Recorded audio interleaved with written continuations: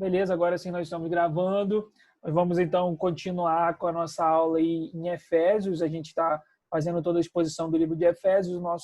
O texto que nós vamos trabalhar hoje continua em Efésios 2. Eu queria que você abrisse a sua Bíblia lá em Efésios 2, carta de Paulo à igreja em Éfeso, uma igreja que fica na Ásia, né? Hoje fica aí hoje é a região da Turquia. Essa é uma coisa que eu gostaria que vocês sempre lembrassem quando vocês estiverem lendo Bíblia. A igreja, ela nasce em um contexto oriental, a igreja não tem cultura ocidental. Isso é fundamental para você entender melhor como que a igreja funciona, tá? Então vamos ler aí Efésios 2, do 1 ao 10. Olha a sua Bíblia aí. Ele vos deu vida, estando vós mortos nas vossas transgressões e pecados, nos quais andastes no passado, no caminho deste mundo, segundo o príncipe do poderio do ar, do espírito que agora age nos filhos da desobediência, entre os quais todos nós também antes andávamos, seguindo os desejos carnais, fazendo a vontade da carne e da mente, e éramos por natureza filhos da ira, assim como os demais. Mas Deus, que é rico em misericórdia, pelo imenso amor com que nos amou, estando nós ainda mortos em nossos pecados, deu-nos vida juntamente com Cristo. Pela graça sois salvos. E nos ressuscitou juntamente com Ele, e com Ele nos fez assentar nas regiões celestiais em Cristo Jesus, para mostrar nos séculos vindouros a suprema riqueza da sua graça, pela sua bondade para conosco em Cristo Jesus. Porque pela graça sois salvos por meio da fé. Isto não vem de vós, é dom de Deus. Não vem das obras para que ninguém se orgulhe, pois fomos feitos por eles, criados em Cristo Jesus para as boas obras, previamente preparadas por Deus para que andássemos nela. Pai, nós queremos te agradecer por essa noite, queremos te agradecer pela sua soberania, queremos te agradecer pelo seu imenso amor. Obrigado, meu Pai, porque antes nós estávamos em um estado e hoje nós fomos salvos, nós estamos salvos. Meu Pai, muito obrigado por esse dia. Nós queremos entregar esse período em que nós vamos ficar falando sobre a Tua palavra em Tuas mãos. Queremos entregar a família do Charles, a Berenice, o Faria, o irmão dele, a esposa do Charles. Pedimos que o Senhor console nesse momento difícil. Espírito Santo, pedimos que o Senhor esteja presente, consolando, trazendo paz, sabendo e estando presente para que eles se sintam confortados. Então, Pai, nós declaramos a Tua soberania sobre todas as situações. Antes de nós sabermos da notícia, nós oramos de um jeito e agora nós oramos de outro. Pedimos que o Senhor conforte a família. O Senhor continua sendo Deus, o Senhor continua sendo soberano, o Senhor continua sendo bom em todos os momentos. É o que nós te pedimos em nome de Jesus. Amém. Amém? Então, esse texto, a gente está trabalhando basicamente o versículo 1 ao versículo 3, e nessa parte aí Paulo faz uma espécie de biografia da história do homem através da ressurreição. A ideia principal é que antes nós estávamos mortos e depois ele nos deu vida, que é o do versículo do 1 ao 3, que fala mais ou menos sobre essa questão dessa transição. Antes nós estávamos mortos e agora nós recebemos vida. Ok? Seguindo isso, tudo nós já vimos. Essa, para mim, é a ideia principal desse texto, isso que está em negrito aí na tela. Nós saímos aí da condição de mortos em nossas transgressões e pecados, destinados à ira de Deus, para sermos ressuscitados e assentados com Cristo nas regiões celestiais.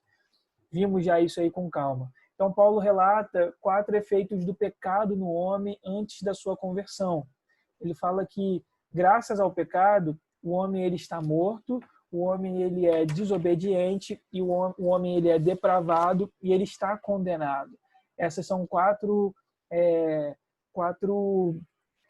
consequências do pecado na vida do homem. E o que você precisa sempre ter em mente é que o pecado ele não é uma coisa de uma pessoa.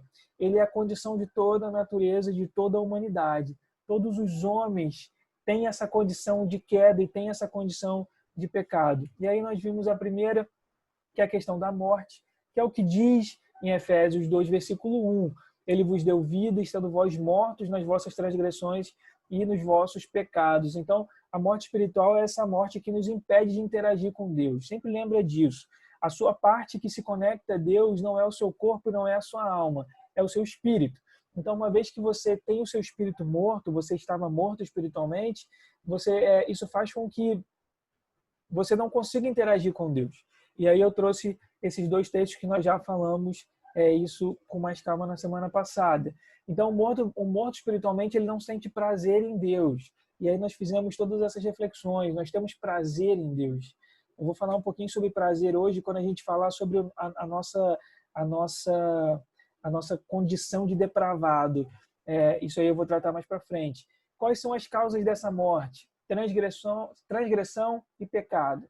E aí nós já falamos. Transgressão na Bíblia em grego significa paraptoma, significa queda, dar um passo em falso, envolve ultrapassar uma fronteira. E foi exatamente isso que Adão fez no paraíso quando ele pecou. Ele ultrapassou uma fronteira, ele deu um passo em falso. Antes ele caminhava seguramente ao lado de Deus todos os dias na viração do dia. Ele não vacilava, ele não errava, ele não pecava, ele não dava um passo em falso. E quando ele peca, ele dá esse passo em falso. E ele não apenas dá esse passo em falso, mas é como se ele caísse num abismo. E esse abismo ele não consegue sair de lá. O homem não consegue sair do abismo do pecado e da condenação por conta própria. Ele depende de um resgatador, ele depende de um redentor. E esse redentor, o nosso redentor, é Cristo. Foi por isso que nós fomos enviados, por isso que Jesus foi enviado à Terra, para nos tirar desse pecado, nos tirar desse buraco, nos tirar dessa condição. O homem ele andava seguramente sem vacilar com Cristo. E aí quando ele tem com Deus, e aí quando ele tenta ter um pouco de independência do Pai, ele dá um passo em falso e cria-se todo esse problema. Seguindo, o pecado então ele significa amartia, significa errar o alvo. É você ficar... Oi, Júnior, pode falar. Eu preciso sair com esse evento aqui. Estão pedindo para que eu vá pegar uma pessoa lá no hospital, tá? Tá ótimo, vai lá, Deus abençoe. Depois a gente se fala. Tá bom, obrigado, desculpe. Não, tranquilo. Então, o pecado é você deixar de fazer tudo aquilo que Deus espera que você faça. É você deixar de ser tudo aquilo que Deus espera que você seja. E aí tem esse versículo clássico de Romanos 6:23, que é a consequência do pecado, que é a morte. Porque o salário do pecado, ele é a morte, mas o dom gratuito de Deus é a vida eterna em Cristo Jesus, nosso Senhor. Sempre lembrando que existem 3 tipos de morte. Existe a morte física, que é essa que nós experimentamos no nosso corpo, infelizmente aconteceu hoje, nós experimentamos no nosso corpo físico. Existe a morte espiritual, que é aquelas pessoas que estão vivas, mas estão separadas de Deus. E existe a morte eterna, que é quando a pessoa morre sem estar salva e ela vai para o inferno.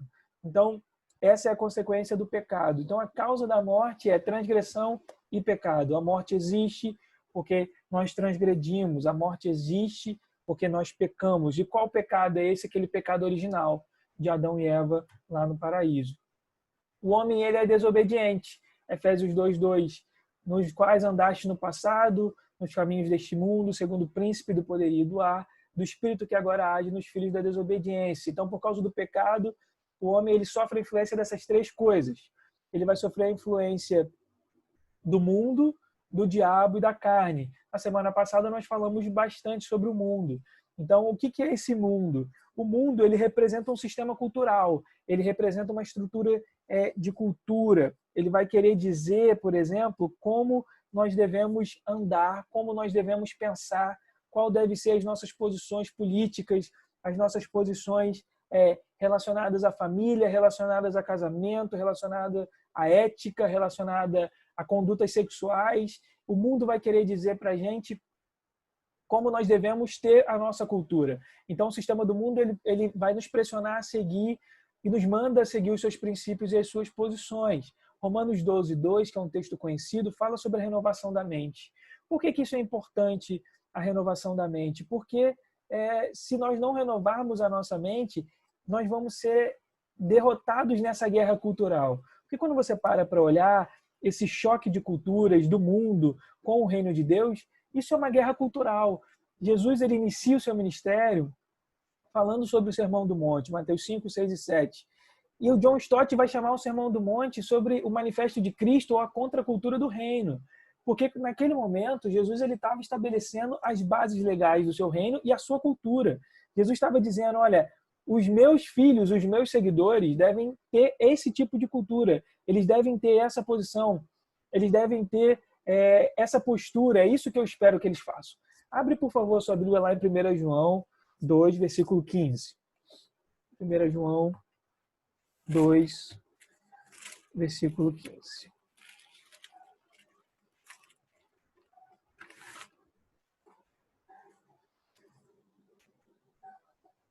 Vai falar aí sobre, é um texto conhecido, vai falar sobre a amizade, né? A nossa amizade com o mundo, né? E a nossa inimizade com Deus. 1 João 2, versículo 15. Do 15 ao 17. Não ameis o mundo, nem o que nele há. Se alguém ama o mundo, o amor do Pai não está nele.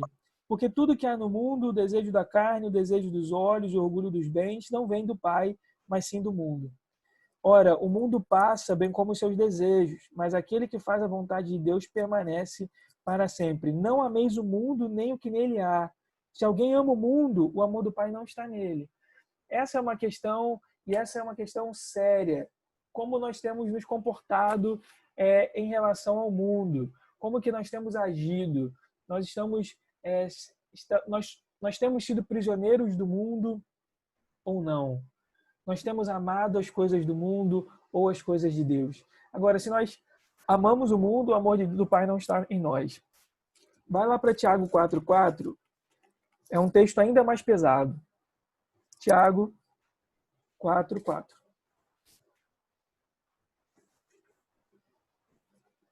Esse texto de Tiago 4,4, Tiago, o apóstolo Tiago, engraçado, né? A gente só chama o Paulo de apóstolo. Já parou? Ah, o apóstolo Paulo escreveu isso. Mas quando a gente fala de Tiago, é só Tiago. Quando a gente fala de Pedro, é só Pedro. É um pouco discriminatório isso. O apóstolo Tiago, ele está falando nesse contexto aqui sobre infidelidade. Olha o que diz o início do versículo 4. Ele chama infiéis. Né? Infiéis, não sabeis que a amizade do mundo é inimizade contra Deus. Portanto, quem quiser ser amigo do mundo, coloca-se na posição de inimigo de Deus. Ou pensar ser sem motivo, que a Escritura diz, o Espírito que ele fez habitar em nós tem muito ciúme. Existe toda uma figura aqui nesse texto de um relacionamento amoroso, de um relacionamento entre duas pessoas. Ele, inclusive, fala sobre... Ele usa dois termos interessantes. Ele usa infiéis, ele usa ciúmes. Ele fala que o Espírito que Deus fez habitar em nós, ou seja, o Espírito Santo, ele tem ciúmes da gente. É como se o Espírito Santo não quisesse dividir a Flávia com o mundo. É como se o Espírito Santo não quisesse dividir o Rogério com o mundo. E quando a nossa paixão não está completamente focada em Deus, o Espírito sente ciúmes de nós. O Espírito Santo sente ciúmes da gente. Ele não quer a sua divisão, ele não quer a sua atenção dividida. Ele não quer te dividir com ninguém. Ele quer que você tenha a sua total devoção, paixão e amor pelo Pai.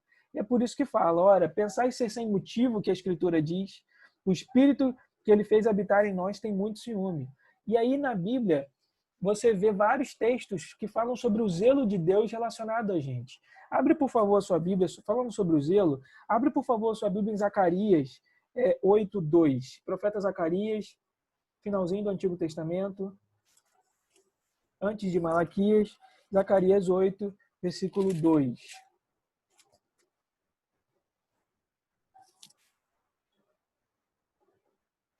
O zelo de Deus ele é uma coisa assustadora. A Bíblia de vez em quando fala que Deus se levanta no seu zelo. E geralmente quando Deus se levanta no seu zelo, ele acaba com todas as coisas que estão no caminho da santidade dele. E olha o que diz Zacarias 8:2. Assim diz o Senhor dos Exércitos. Tenho grande zelo por Sião. Estou zelando por ela com grande indignação. Ou seja, eu tenho um grande cuidado por Sião. E eu estou cuidando, eu estou zelando dela com uma indignação absurda. Voltem-se a mim. Olha o que diz Êxodo 20, Êxodo capítulo 20, versículo 5, é o texto que fala sobre os 10 mandamentos. Êxodo 20. Êxodo 20. Versículo 5. Está falando sobre as imagens, né, para não adorar imagens. E aí olha o que diz: não te curvarás. Isso é uma ordem de Deus para o povo e para toda a humanidade. Não te curvarás diante delas, nem as cultuarás, pois eu, o Senhor teu Deus, sou Deus zeloso.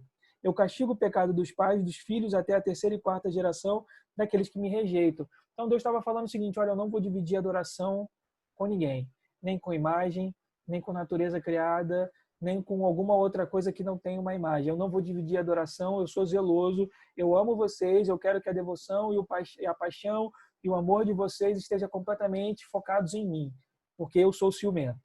Seria basicamente isso. O amor e o ciúme de Deus, eles são furiosos.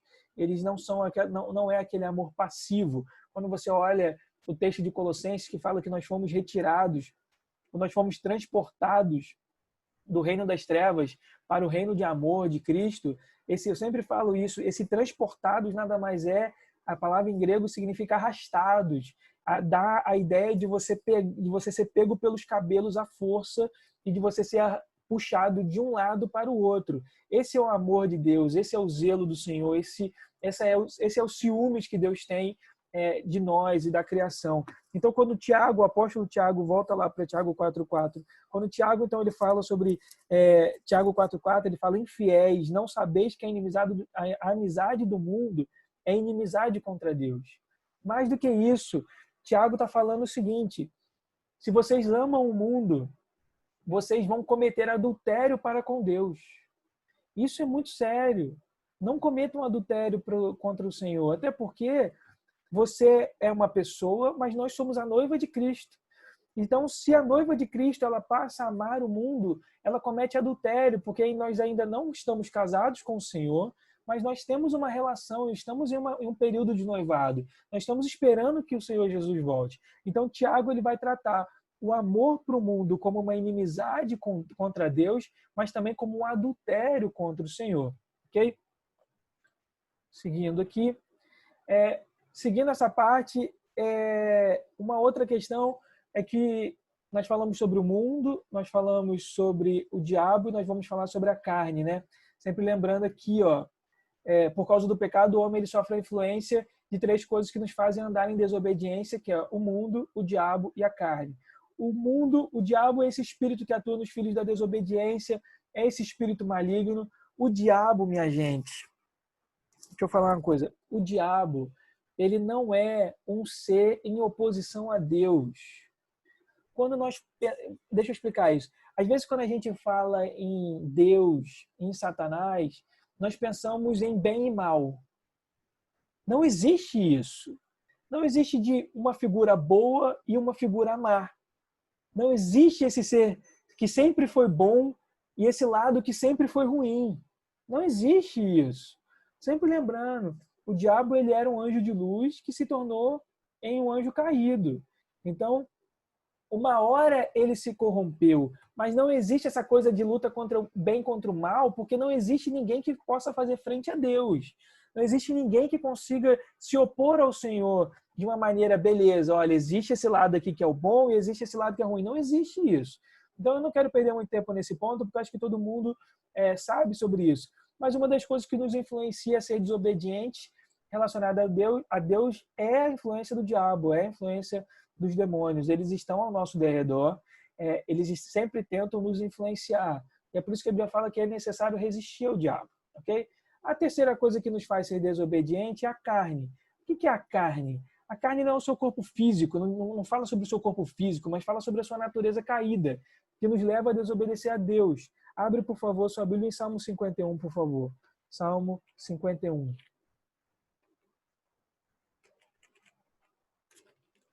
Salmo 51 é chamado aí de o pecado, é o texto que fala sobre o pecado original, e ele fala justamente sobre a natureza do homem caído. Salmo 51, versículo 5.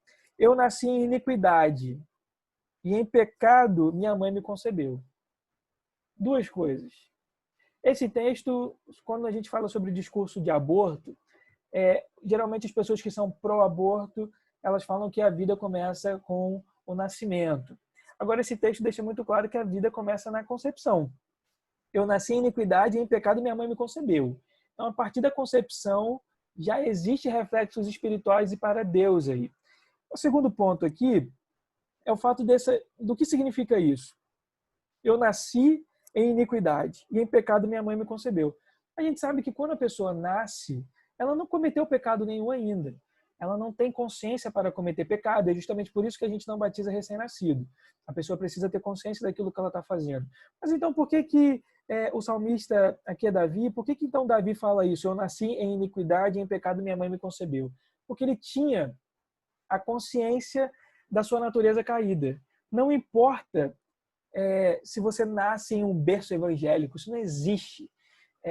Todas as pessoas nascem e são concebidas em iniquidade e em pecado. Isso fala sobre a sua natureza, sobre a minha natureza. A natureza de toda a humanidade, ela é uma natureza caída por causa do pecado. Mais uma vez, não existe essa coisa de eu nasci na igreja, eu fui criado na igreja. Queridão, não existe isso. Todas as pessoas, crianças que realmente os pais estão na igreja desde antes dela nascer, elas são apresentadas quando elas são recém-nascidas e elas crescem na igreja, elas irão precisar passar pelo novo nascimento.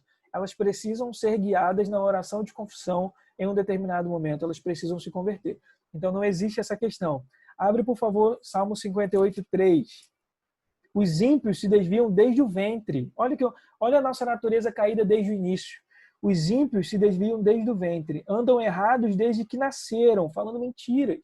Então, desde o nosso nascimento, já existe a nossa condição de queda, já existe a nossa condição caída. Abre, por favor, Romanos 3. Romanos 3. Eu não quero perder muito tempo nessa parte. Romanos 3, versículo 10.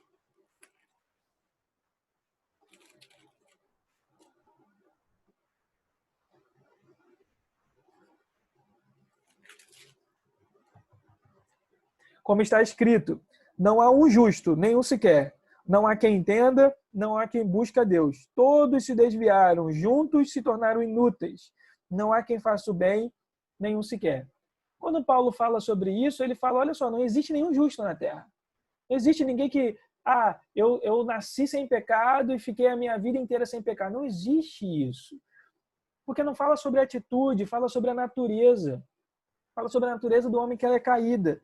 Não há quem entenda, não há quem busque a Deus. Olha que texto interessante. Não há quem busque a Deus. É aquilo que a gente falou em muitas aulas anteriores. Você não pode escolher por conta própria ir a Deus. Porque essa natureza é completamente caída. Não há quem busque a Deus. É Deus que busca o homem. Todos se desviaram, juntos se tornaram inúteis. Não há quem faça o bem, nenhum sequer. E aí existe uma coisa que está aí na tela de vocês. É possível domar a carne sem o Espírito Santo? Não. E outra coisa, não é possível você mudar a sua natureza. Nós só teremos a nossa natureza modificada quando nós passarmos pela glorificação lá no futuro. Esse texto de Jeremias 13:23, ele é interessantíssimo. Olha o que diz aí. Pode o etíope mudar a sua pele ou o leopardo as suas pintas? Poderei vós fazer o bem estando treinados para fazer o mal? Isso fala sobre a natureza. A cor do etíope, né? A nossa cor de pele. Eu posso mudar a cor da minha pele simplesmente porque eu quero? Não, porque fala sobre a minha natureza. O leopardo, ele pode mudar as suas pintas? Não, porque é a natureza dele. Da mesma maneira, a gente não pode fazer o bem se nós formos treinados para fazer o mal. Nós não podemos fazer o bem por conta própria, nós não podemos mudar a nossa natureza por conta própria se a nossa natureza é completamente e definitivamente corrompida pelo pecado. Nós só teremos a nossa natureza restaurada se nós passarmos pela salvação, se nós passarmos pela conversão. Se naquele período lá na frente nós tivermos o nosso corpo glorificado. Seguindo, essa palavrinha que pouca gente conhece e que geralmente traz alguns problemas. O homem, ele é completamente depravado. O que é depravado? Se você estiver anotando, depravado significa moralmente degradado, degenerado, corrupto ou perverso. Essa é a condição do homem depois da natureza, depois da queda. Mas se eu pudesse resumir, o homem depravado é aquele que é escravo dos seus próprios desejos. Isso que é um homem depravado. E é o que diz aí em Efésios 2, 3b. Seguindo os desejos carnais, fazendo a vontade da carne e da mente. Então, ele é o homem não convertido e ele vive exclusivamente para satisfazer seus próprios desejos, vontades e sonhos. E aqui, presta atenção, isso aqui é um problema hoje dentro das igrejas. O homem depravado, então, ele vive focado nele. Ele é o centro de todas as coisas. Ele vive para satisfazer seus desejos. E aí os desejos podem ser os mais diversos possíveis. Ele vive para satisfazer as suas vontades e os seus sonhos. Como é que eu falo que isso entrou na igreja hoje? Nessas pregações em que Cristo não é glorificado, mas a humanidade daquele que está ouvindo é glorificada. Ela é exaltada. Ele é colocado muito para cima. Ele fala sobre conquistar apenas. Eu não sou contra esse tipo de coisa. Agora, eu sou contra quando o homem ele é colocado no centro e Cristo é colocado como um coadjuvante. Você não é o personagem principal da sua história, irmão. Você não é o personagem principal dessa história que nós estamos vivendo. Nós somos mero coadjuvantes, nós somos personagens em uma história muito maior. O ator principal e o personagem principal é Cristo. O plano de fundo e o contexto é a terra, é a nossa vida. Mas o homem não pode ser o principal. O cristão, então, ele deve ter uma cultura, ele deve ter como cultura viver para a glória de Deus e ter como fonte a satisfação no Senhor. E aqui eu trouxe esse ponto. Esse cara simpático aí é Aristóteles, ele é um filósofo que mais fala sobre felicidade. Ele fala o seguinte, essa última frase que está entre aspas é a dele. A felicidade é a finalidade da natureza humana. Então, Aristóteles ele vai falar, um pensador grego, ele vai falar que o homem nasceu para ser feliz. É isso. Esse pensamento filosófico grego, ele moldou muito da nossa vida ocidental, da nossa vida aqui no Ocidente. Aí, nós viramos uma sociedade hedonista. O que é isso? É aquela sociedade voltada para o prazer. Você vive para satisfazer os seus desejos. Você vive para satisfazer os seus sonhos pessoais, você vive para ter prazer comendo, para ter prazer em relacionamentos, você vive para isso. A única coisa... Oi. Só para falar sobre isso aí, que até a gente comentou aqui em casa, acho que até hoje, que um dia desses a gente estava vendo uma reportagem falando sobre a reabertura dos bares lá no Rio e tal, né? E aí o povo, assim, né, escrachado, sem cuidado nenhum, usando máscara, sem usar máscara.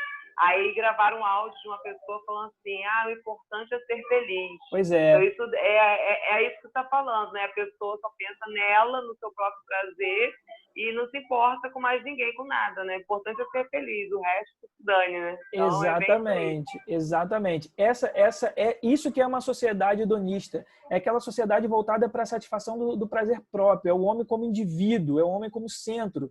Se você é ligado em história, essa coisa, eu já falei isso, essa coisa, esse conceito de indivíduo, isso não existe na Bíblia. Esse não é um conceito bíblico. Na Bíblia, existem pessoas, não existem indivíduos. Isso é uma coisa da Revolução Francesa, do movimento iluminista, daquela coisa de pensar, olha, o homem está no centro de todas as coisas. Mas isso não existe no contexto bíblico. Se você parar para olhar, no contexto do Oriente, dos países orientais, esse contexto de o homem no centro de todas as coisas, isso não existe. Quando você olha culturas asiáticas, onde o divórcio, por exemplo, ele não é admitido. E por que ele não é admitido? Porque os asiáticos, os coreanos, por exemplo, eles têm uma noção de que a família é muito mais importante do que o indivíduo isolado. É por isso que o índice de divórcio lá é muito menor do que é no Ocidente. Por que os casais se divorciam tão facilmente? Porque eles querem saber da felicidade. Então, o homem como indivíduo e o homem como centro, ele não é um conceito bíblico, ele não é um conceito do período que a Bíblia foi escrita, ele não é um conceito do reino, ok? A sociedade hedonista, ela não existe. O direito à felicidade, isso é um direito, se eu não me engano, isso está previsto na nossa Constituição. Fala que todo indivíduo tem direito a perseguir a sua felicidade, ok, sem problema. Mas quando ele faz isso, ele coloca, por exemplo, a perseguição à felicidade acima da preservação da família, acima da preservação do corpo como sagrado. Por que algumas pessoas violam o próprio corpo fazendo cirurgias de mudança de sexo, por exemplo? Porque um dos pedidos, uma das coisas que baseia esse fundamento jurídico, dessa possibilidade da pessoa conseguir uma autorização judicial para fazer isso, é a busca da felicidade do indivíduo. A pessoa, individualmente, ela tem o direito de buscar a sua própria felicidade. Para isso, ela degrada o seu próprio corpo. Okay? Então, Aristóteles vai falar a felicidade é a finalidade da natureza humana. Em contrapartida, a primeira pergunta do Catecismo Menor de Westminster, eu já trouxe o catecismo para vocês, diz o seguinte: qual é o fim principal do homem? É a primeira pergunta do catecismo. E vem a resposta. O fim principal do homem é glorificar a Deus e desfrutá-lo para sempre, ou gozá-lo para sempre. Essa pergunta diz, aqui Aristóteles fala que a felicidade, a finalidade do homem é a sua felicidade. O catecismo ele vai falar que a finalidade do homem é glorificar a Deus e desfrutar do Senhor. E aí existe um conceito que a gente chama de o hedonismo cristão. Existe o hedonismo cultural, existe esse hedonismo, essa sociedade do hedonismo, essa coisa de você vai buscar o seu prazer próprio, e existe a busca do prazer em Deus. Existe o deleite no Senhor. Nós fomos criados não apenas para glorificar a Deus, mas para ter prazer em Deus. Porque quando nós temos prazer em Deus, o Senhor é ainda mais glorificado em nós.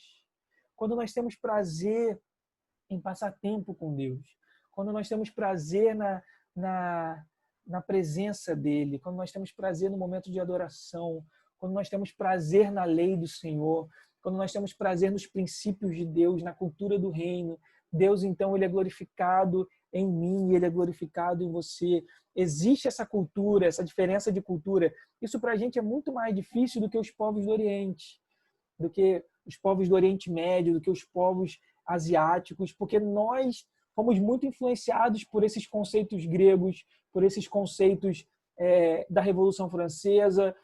Nós recebemos muito disso, nós bebemos muito disso, e aí nós somos constantemente incentivados a buscar essa felicidade. Eu lembro que eu estava conversando com o Marcos e Elisa umas 2 semanas aqui, eles vieram aqui em casa, e a gente estava falando sobre essa geração do William, essa geração do Samuel, essa coisa de pensar em faculdade. E eu falei isso para ele, eu falei, olha, a nossa geração, e eu me incluo, eu tô ainda nisso, eu vejo isso pelos meus amigos. É uma geração que sofre muito de ansiedade, porque nós fomos muito incentivados a buscar o sucesso. Olha, você tem que estudar porque você tem que ser muito bem sucedido profissionalmente, individualmente. Nós fomos incentivados a viver isso e a colocar esse conceito de família um pouco de lado. Isso é uma coisa que eu lido pessoalmente de maneira muito difícil, porque eu bebi muito dessa influência. Isso é uma coisa que é uma característica nossa do Ocidente. Essa coisa da busca pelo sucesso pessoal, pela realização dos sonhos pessoais. Mas nós não somos, as nossas crianças e nós não somos incentivados a desfrutar uma vida e ter prazer no Senhor. E essa é a questão. Nós, como pessoas depravadas, nós somos escravos dos nossos desejos. Mas os nossos desejos devem ser completamente voltados para o Senhor. Deus deve ser o centro de todas as coisas na nossa vida, inclusive dos nossos desejos. Então, o fim principal do homem é glorificar a Deus e desfrutá-lo para sempre. O outro ponto é que o homem está condenado. Eu não vou entrar nesse ponto porque nós já estamos no último minuto da aula. Tá? Deixa eu fechar aqui. Gente, então isso é o que eu queria cobrir hoje. Não quero estender muito essa aula, não. Vou respeitar essa questão dos 45 minutos. Alguém quer falar alguma coisa dessa aula de hoje? Vocês têm alguns segundos.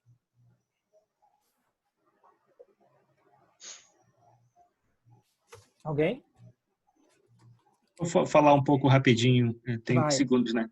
Essa cultura do hedonismo, teve um tempo atrás que teve uma pesquisa, existe uma rede de hotéis hedonistas